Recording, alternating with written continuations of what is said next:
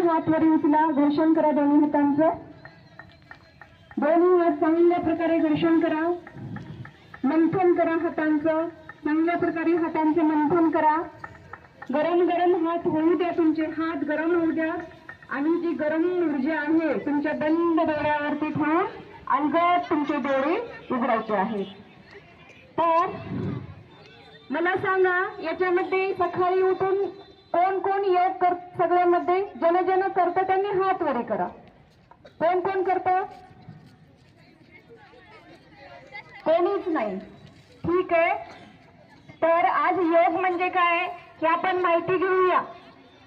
योग म्हणलं की तुम्ही काय म्हणता? व्यायाम. मग व्यायाम केलं तर तुम्ही म्हणता आम्ही रनिंग करतो, खेळतो, पळतो, धावतो, मग आमचा व्यायाम होतो. पण मानसिक जे ऑक्सिजन आपल्या ब्रेनला हवं आहे ते कशामुळे मिळतं? प्राणायाममुळे. म्हणून तुम्हाला आज इथे काही प्राणायाम करून घेतले जातील आणि सर्वांगीण विकास करण्यासाठी आपल्याला सूर्य नमस्कार घेतले जातील आणि आपल्या रोगानुसार योग कसा केला जातो आपण हळूहळू शिकणार आहोत.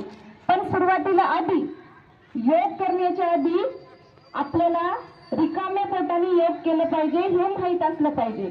काल सगळ्यांना सूचना दिली होती की आपल्याला काहीच नाश्ता करायचा नाही. जास्त भूक सहन होत नसेल तर एखादी फळ खाऊ शकता. एक दुसरा, आपलं पोट साफ झालं पाहिजे, म्हणजे आपल्या सकाळी मोशनला गेल्यानंतर आपलं पोट साफ झालं पाहिजे. 2.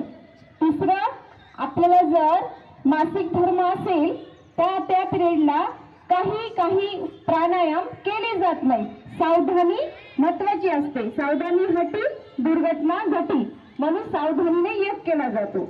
तर याच्यानंतर आता आपण सगळेजण काय करणार आहोत? हात व्यायाम करणार आहोत. हात समोर घ्या सगळ्यांनी.